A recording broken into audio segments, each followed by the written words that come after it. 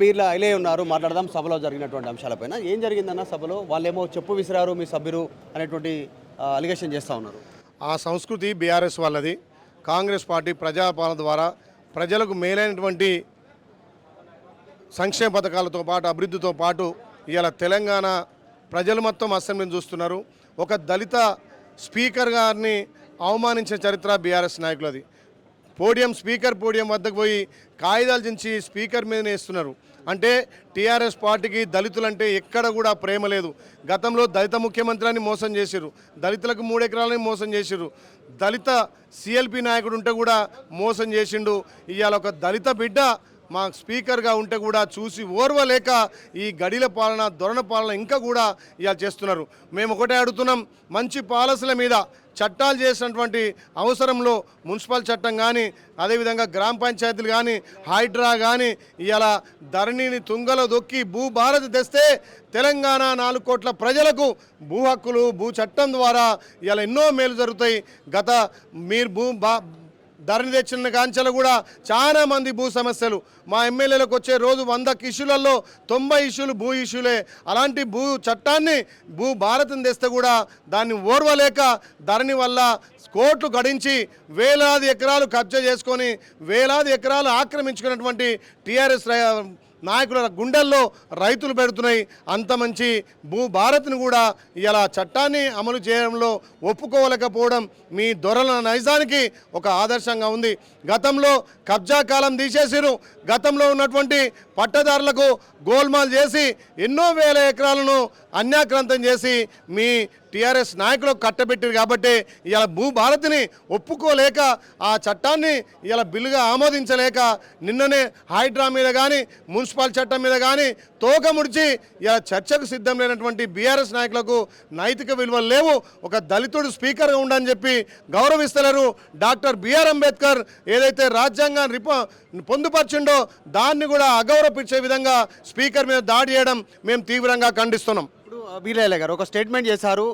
ఇందాక కేటీఆర్ చిట్చాట్లో భాగంగా అన్నిటిపైన ఎంక్వైరీ చేస్తూ ఉన్నారు. ఇటు కాళేశ్వరం, విద్యుత్తు, ఫోన్ ట్యాపింగు, తర్వాత ఇప్పుడు ఫార్ములా, ఇప్పుడు నిన్న ఓఆర్ఆర్ పైన ముఖ్యమంత్రి రెస్పాండ్ అయ్యారు. దాన్ని సిట్ విచారణ చేస్తామంటే సిట్ కాదు, దాన్ని రద్దు చేసి పూర్తి స్థాయిలో విచారణ చేయండి అంటున్నారు. దాంతోపాటు ఇంకొక ఛాలెంజ్ విసిరారు కేటీఆర్. ఇందాక గతంలో కూడా కోకాపేటకు సంబంధించి 10,000 కోట్ల భూముల కేటాయింపు చేశారు, భూ బదలాయింపు జరిగింది ప్రైవేట్ వ్యక్తులకు అనేటువంటి స్టేట్మెంట్. దాన్ని కూడా రద్దు చేయండి, దాని మీద కూడా విచారణ చేయండి సిట్టింగ్ జడ్జితో అనేటువంటి కొత్త సవాలు విసురుతూ ఉన్నారు. మీరు చేస్తున్నటువంటి వాటితో పాటు ఏం చెప్తారు? వాళ్ళు చేసేటివన్నీ తప్పులు, వాళ్ళు ఏదానికి కూడా కట్టుబడి లేరు. మా గౌరవ ముఖ్యమంత్రి నిండు సభలో ఓఆర్ మీద ఎంక్వైరీ వేస్తని చెప్పిండు, అది ఎంక్వైరీ నడుస్తుంది.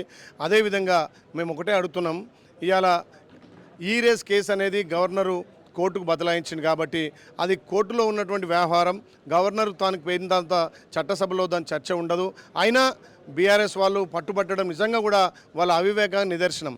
ఇవాళ కేటీఆర్ అసెంబ్లీలో లేని వ్యక్తి గురించి చర్చ చేయడం వాళ్ళ అవివేకానికి నిదర్శనం.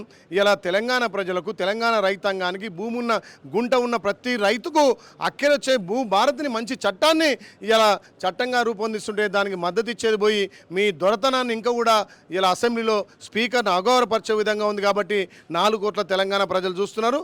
ప్రతిదీ కూడా మా గౌరవ ముఖ్యమంత్రి చట్టసభల ద్వారా చట్టం ద్వారా తన పని తను చేసుకుపోతుంది తప్ప ఎక్కడ కూడా మాకు కక్ష సాధింపు లేదు.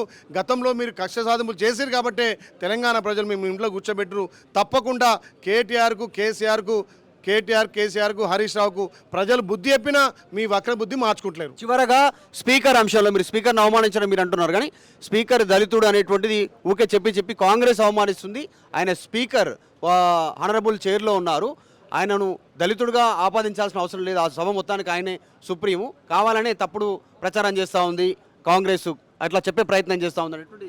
సభలో మీరు వివరించే తీరు తెలంగాణ ప్రజలు మొత్తం చూస్తున్నారు, మీడియా పాయింట్ ద్వారా చూస్తున్నారు. ఇంకోటి కూడా ఏమంటామంటే, గతంలో ఎన్నడూ కూడా దళితులంటే మీకు చిత్తశుద్ధి లేదు.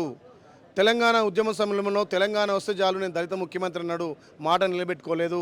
దళిత ముఖ్యమంత్రి అని చెప్పి దళిత 3 ఎకరాలు అని చెప్పి కనీసం దళిత సిఎల్పి నాయకుడు ఉంటే కూడా సిఎల్పి హోదా లేకుండా అంగట్లో సరుకులు కొన్నట్టుగా మా ఎమ్మెల్యేలు కొని మా గౌరవ డిప్యూటీ సీఎం గారిని అప్పుడున్నటువంటి పరిస్థితుల్లో సిఎల్పి నాయకుడు తీసేసిండు.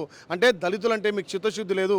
ఇలా పోడియం స్పీకర్ వద్దకు వెళ్ళి స్పీకర్ మీద కాగితాలు ఆ ప్లే కార్డులు చింపి విసిరేయడం ఇలా మీరు మీడియాలో చూడండి ఎంత దుర్మార్గమైన చర్య. అంటే మీది ఇంకా దొరల పాలన. మా ప్రజాపాలనలో ప్రతి ఒక్కరు గౌరవం ఉండాలి. డాక్టర్ బిఆర్ అంబేద్కర్ రచించిన రాజ్యాంగానికి విలువల ద్వారా మీరు చట్టసభల్లో చట్టాలు చేయాలని మేము చూస్తుంటే వాటిని అన్ని తుంగలో దొక్కుతారు. కాబట్టి తప్పకుండా తెలంగాణ ప్రజలు ప్రజాక్షేత్రంలో మిమ్మల్ని ఖచ్చితంగా శిక్షిస్తారని తెలియజేస్తున్నాం. ఇది మీరు ఎలా చెప్తా ఉన్నారు ప్రభుత్వ వైపు చెప్తా ఉన్నారు. లోపల జరిగినటువంటి సంఘటన చూసాము, అసలు ఎలాంటి దాడి జరగలేదు, కావాలనే తప్పుడు ప్రపకాండ చేస్తున్నారు. భూభారతి పైన చర్చ జరగకుండా కావాలనే బీఆర్ఎస్ పార్టీకి సంబంధించిన సభ్యులు ఆందోళన చేశారు. అయినా విచారణకు వచ్చినటువంటి అంశం పైన ఫార్ములా ఈకి సంబంధించినటువంటి అంశంలో మళ్ళీ సభలో చర్చించాలనేటువంటిది అది తప్పుడు ప్రయత్నం. వాళ్ళకు తెలుసు దానిపైన చర్చ జరగదని, అయినా కావాలని రాద్ధాంతం చేస్తున్నారు అనేటువంటి స్టేట్మెంట్ని చెప్పే ప్రయత్నం చేస్తున్నారు. వీడియో జర్నలిస్టు విజయ్తో మధు మల్కేడికర్, అసెంబ్లీ. మరిన్ని వీడియోస్ కోసం ఛానల్ ని సబ్స్క్రైబ్ చేయండి. లేటెస్ట్ అప్డేట్స్ కోసం వాట్సాప్ ఛానల్ ని ఫాలో అవ్వండి. ఆ లింక్ డిస్క్రిప్షన్ లో ఉంది.